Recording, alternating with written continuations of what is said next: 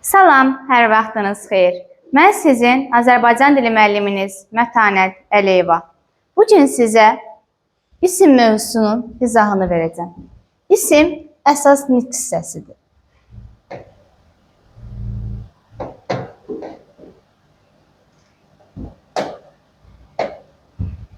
Ümumiyyətlə, nitq hissələri nə deməkdir? Nitq hissələri nitq parçacıqları deməkdir. Nitq hissələri iki yerə bölünür. Əsas nitq hissələri və köməkçi nitq hissələri. Əsas nitq hissələri suala cavab verir,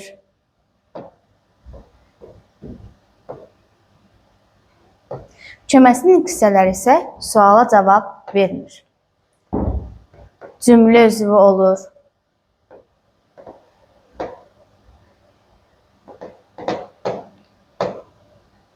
Köməkçi nitq hissələri isə cümlə üzvü olmur. İstisna olaraq qoşma, qoşulduğu sözlə birgə cümlə üzvü ola bilir. Ayrılıqda işlənə bilir.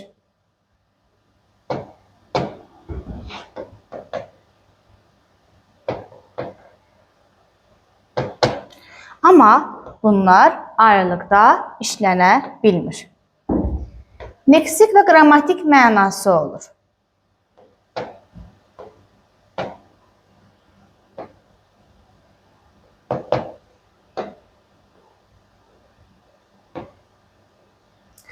Amma köməkçi nitq hissələrinin yalnız qrammatik mənası olur.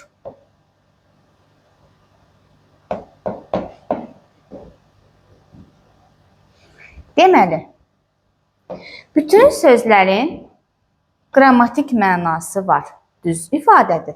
Bütün sözlərin leksik mənası var isə səhv ifadədir. Quruluşca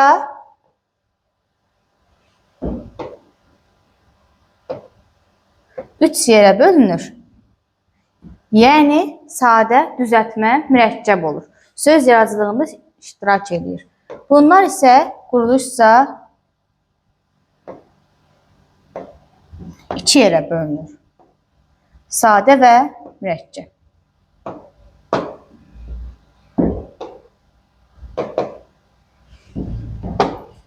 Gəldik ismin kateqoriyalarına. Ümumiyyətlə, isim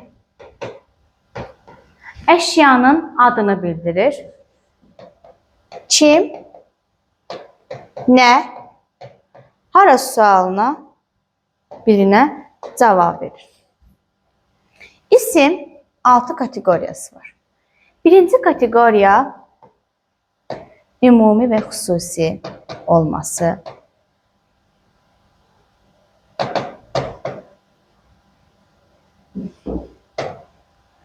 Tək və cəm toplu olması.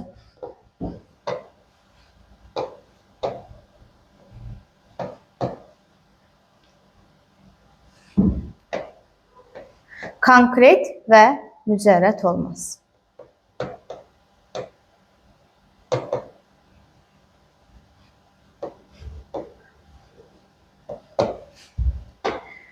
İsim mənasibətə görə dəyişməsi, hallanması, ismin hallanması. Mənasibətə görə dəyişməsi.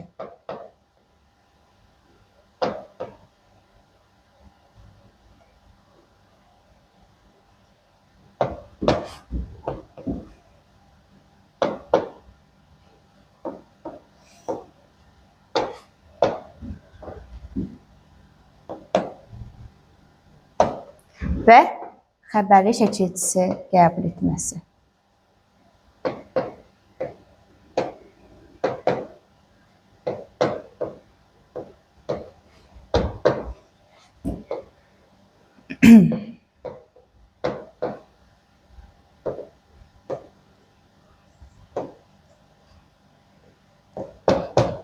Deməli, ümumi və xüsusi isimlər.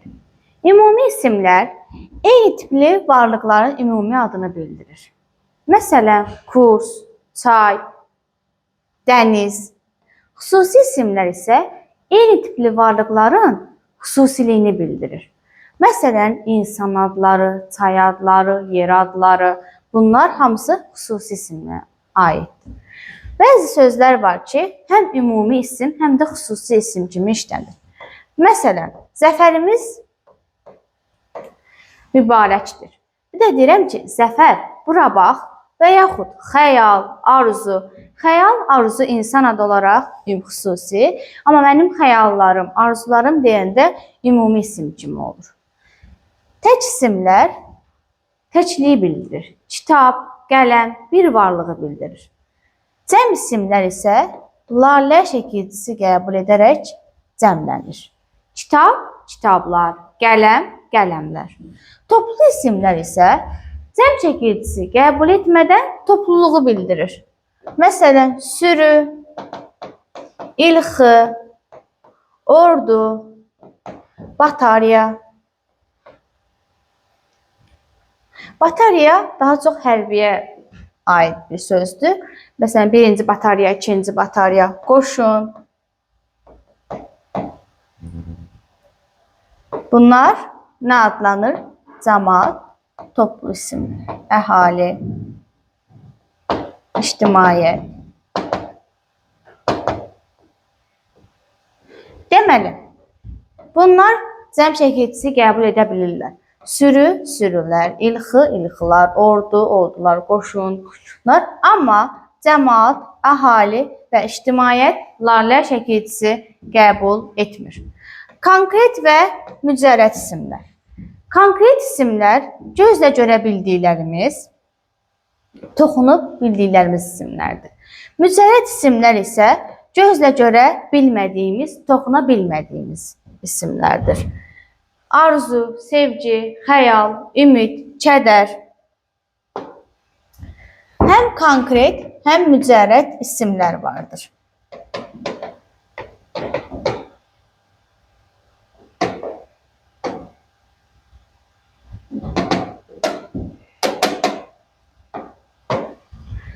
Məsələn, hava,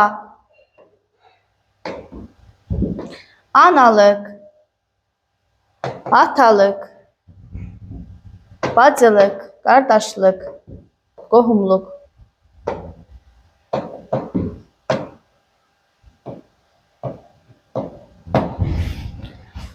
Hava, məsələn, oksigen, aldığım hava deyəndə konkret.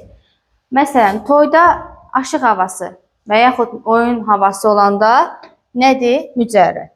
Analıq, atalıq, bacılıq, qardaşlıq, ögəyli mənası bildirəndə konkret, his mənasını bildirəndə mücərrəd. Ay, gün, saat. Ay, məsələn, 12 ay var və yaxud, məsələn, aylarım, vaxtlarım gedir mənasında olanda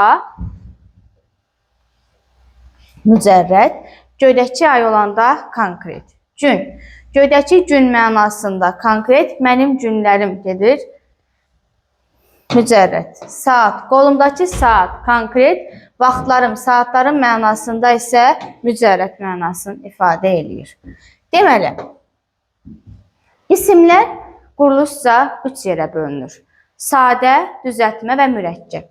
Sadə isimlər bir kökdən və ya qrammatik şəkilçidən, düzəltmə isimlər bir kök və leksik şəkilçidən qrammatika gələ bilər. Mücərrəd isimlər, mürəkkəb isimlər daha doğrusu 2 və daha çox kökdən ibarətdir. Məsələn, düzəltmə isimlər adlarla və feillərdən düzəlir.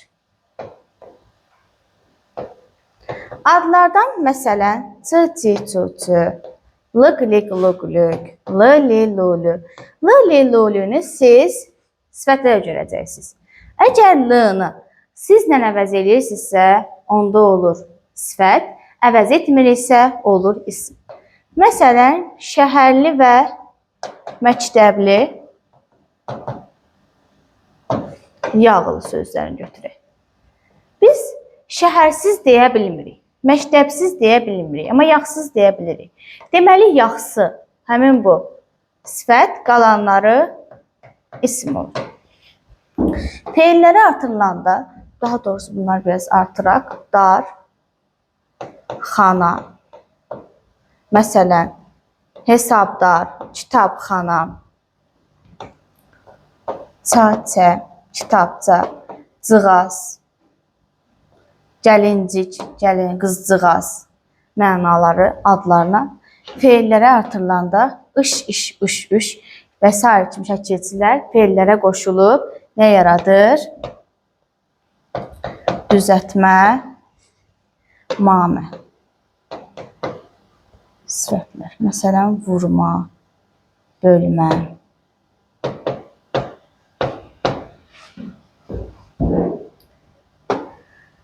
Deməli, lıq-lig, lıq-lüq çox vaxt düzəltmə, mücərrəd sifətlər yaradır. Düzəltmə, mücərrəd isimlər yaradır.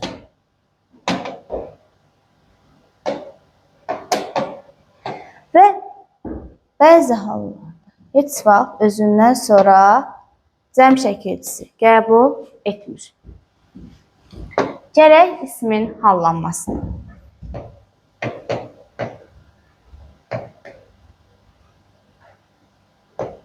İsmin 6 halı var.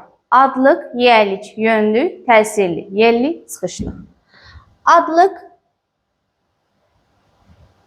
yönlük, yerlik, çıxışlıq.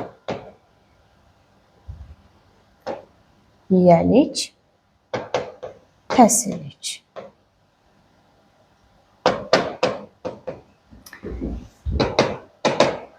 Adlı xalan şəkilçisi yoxdur.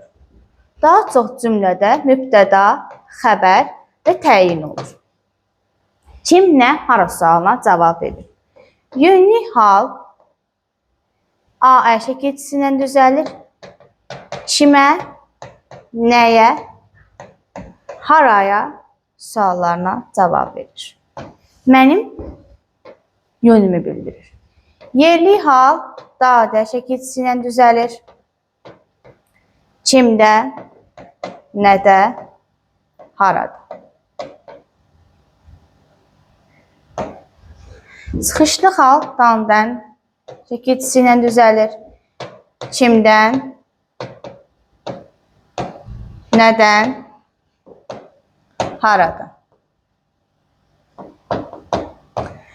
Deməli, yönlü, yerli, çıxışlı hal kimə, nəyə, kimdən, nədə, kimdən, nədən olanda tamamlıq, haraya, harada, haradan olanda isə zərflik olur cümlədə. Çıxışlı hal mənim çıxış nöqtəmi, yerli halsa hal-hazırdakı yerimi bildirir. Hal-hazırda məsələn kursdayım. Dadə.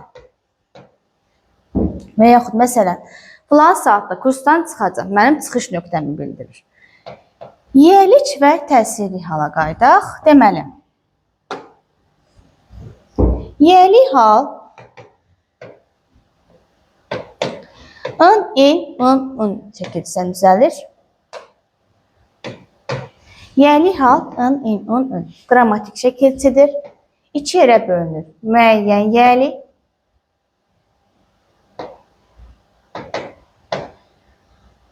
və qeyri-müəyyən yiyəli. Ümumiyyətlə, yiyəli hal cümlədə müstəqil üzv kimi çıx etmir. Bəzi hallar, istisna hallarımız var. Deməli, müəyyən yiyəli hal ın, in, şəkilçisi konkret göstərilir. Məsələn, Bakının gözəlliyi. Artıq özündən sonra, ın şəkilçisindən sonra mənsubiyyət şəkilçisi gəlir. Deməli, yiyəli hal, yiyəli özündən sonra mənsubiyyət tələb edir. Yadımızda saxlayaq ki, müəyyən yiyəlikdən sonra mənsubiyyət şəkilçisi gəlməyə bilər. Məsələn, bizim qızlar. Bizim qızlarda, deməli, mən və biz əvəzliyində, onu deməyi unutdum, mən və biz əvəzliyində yiyəli hal ım yox, ım kimi olur. Im, im, ım.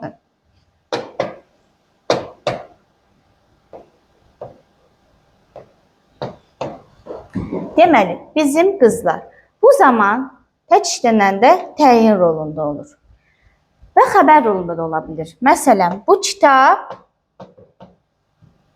Əlinindir. Xəbəri çəkicisi qəbul edir və tək işlənir. Burada xəbər rolunda olur. Qeyri-müəyyən yiyəlik hal isə çəkicisi olmur. Biz bərpa edirik. Qeyri-müəyyən yiyəlik halda mənsubiyyət çəkicisinin gəlməyi mütləqdir. Hansı mənsubiyyət çəkicisi? İkinci şəxsin təkinin.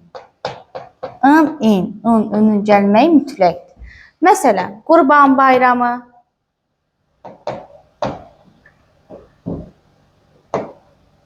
bəzi hallarda bu bərpa olunmaya da bilər. Amma bunun qeyri-müəyyən yiyəlik halda olması gerçəkliyini dəyişmir. Qurban burada qeyri-müəyyən yiyəlik haldadır. Gəldik təsirli hala.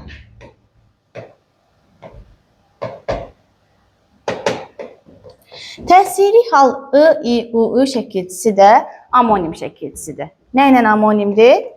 Üçüncü şəxsin təkinin mənsubiyyəti ilə. Bunu fərqləndirməyin yollarını izah edəcəm. Deməli, təsirli hal iki yerə bölünür. Müəyyən təsirli, qeyri-müəyyən təsirli.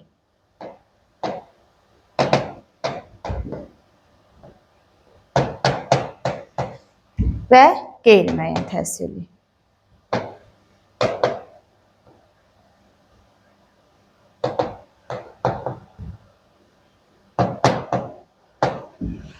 Müəyyən təsirli hal mütləq şəkildə həmin I, şəkilcisi görsənməlidir. Biz kitabı təhvil verdik. Təhvil verdik. Kim? Biz nəyi? Kitabı. I, cümlədə tamamlıq rolunda oldu. Qeyri-müəyyən təsirlidə isə xəbərin yanında gəlir və şəkilcisiz olur. Necə onu ayırırıq? Ümumiyyətlə, yadınızda saxlayın ki, təsirli hal ismin yeganə haldır ki, xəbəri şəkilcisi qəbul etmir. Xəbər ola bilmir. Və xəbəri şəkilcisi qəbul etmir.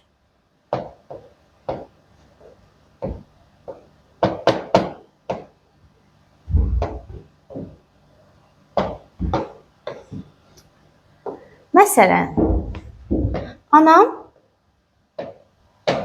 mənə çanta aldı.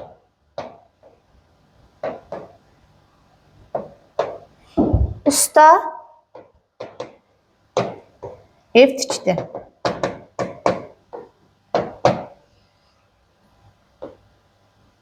Sonra əsgər məktub yazdı. İlk növbədə bunlar adlı hal kimi görünür. Adlı hal kimi görünür.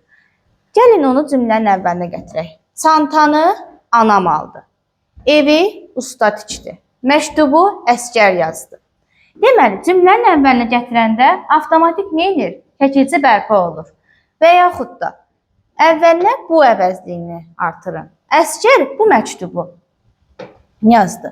Deməli, burada qeyri-müəyyən təsirli hal tapmaq üçün xəbərin yanına baxmalısınız və dediyim yollardan istifadə etməlisiniz. İsmin mənsubiyyətə görə dəyişməz.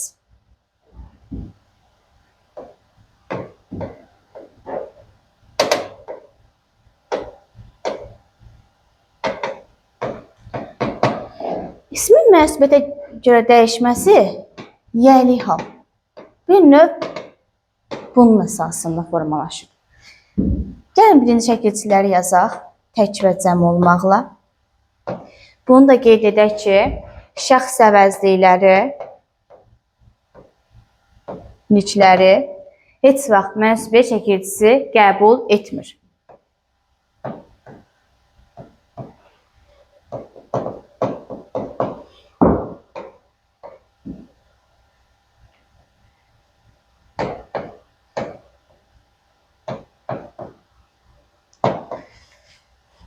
Tək və cəm olur.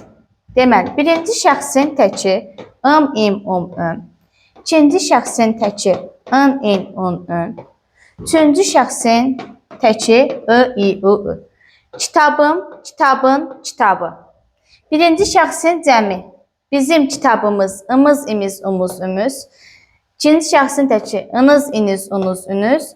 Üçüncü şəxsin cəmi isə birinci şəxsin cəmi ımız, imiz, umuz, ümüz. İkinci şəxsin cəmi ınız, iniz, unuz, ünüz. Üçüncü şəxsin cəmi ları, ləri. Deməli, bu şəkilçi və bu şəkilçi amonimliyidir.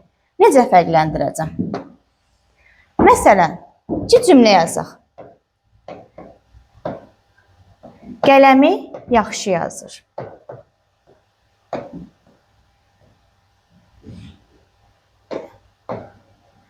Vətəni qorumaq hamının borcudur.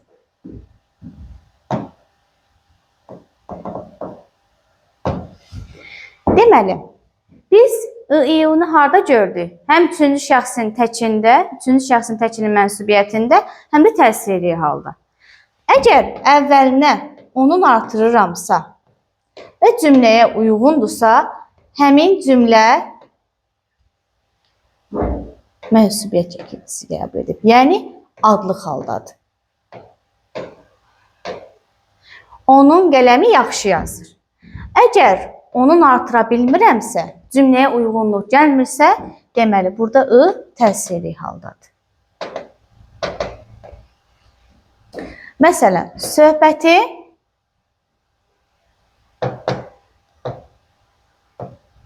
çox xoşuma gəldi.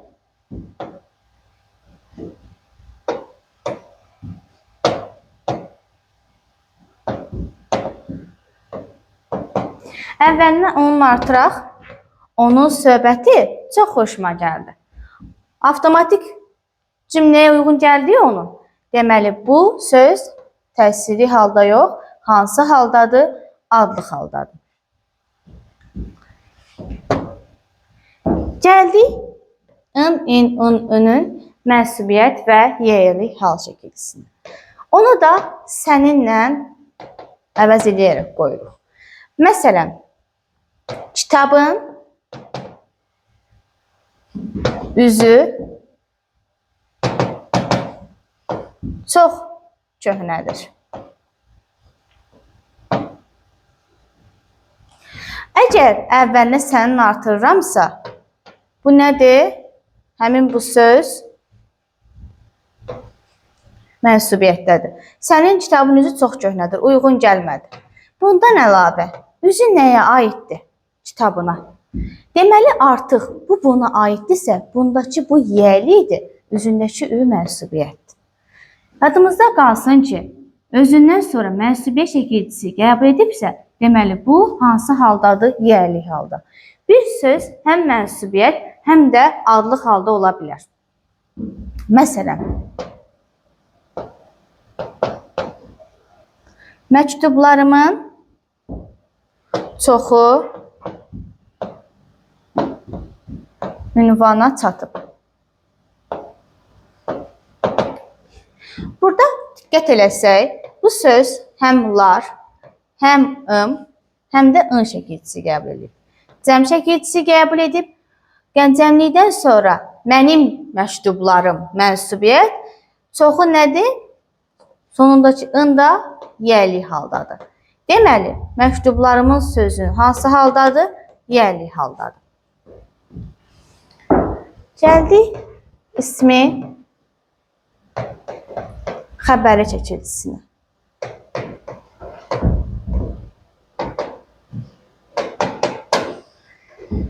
İsmin xəbəri çəkiltiləri təkli və cəmli olmaqla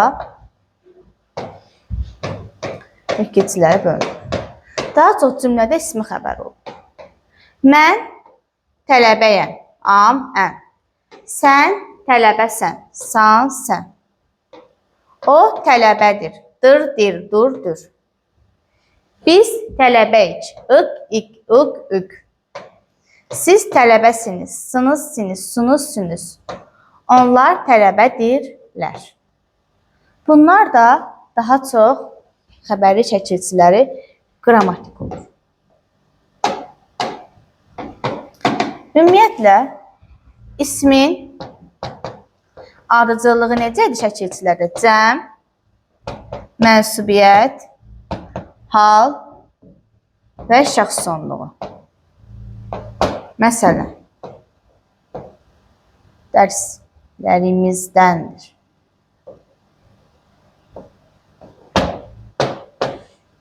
Burada lallər cəm, imiz mənsubiyyətdən, hal, bir isə şəxs sonluğudur. İsmin sifətləşməsi. Yadımızda saxlayaq ki, materiallar nədir? İsimdir.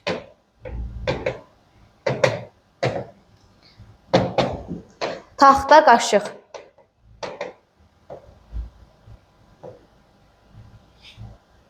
Dəmir yumruq.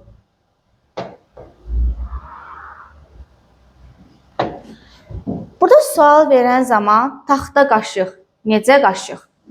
Dəmir yumruq, necə yumruq? Taxta burada artıq sifətin sonuna cavab verir. Amma təhlildə sual verək, taxta nə? Yumruq nə? Deməli, burada isimlər sifətləşib. Yəni, nitq hissəsi olaraq bu da isimdir, bu da isimdir. Bu da isimdir, bu da isimdir. Gümüş qaşıq və gümüşü qaşıq. Bu artıq fərqli hissələrdir. Gümüş burada isim olsa da, gümüşü I-U şəkilçisi gəlib deyə sifət rolundadır. Deməli, gümüşü necə, qızılı necə? Gümüşü amma burada isim rolundadır. Bu qədər. Sağ olun, salamat qalın. Uğurlar.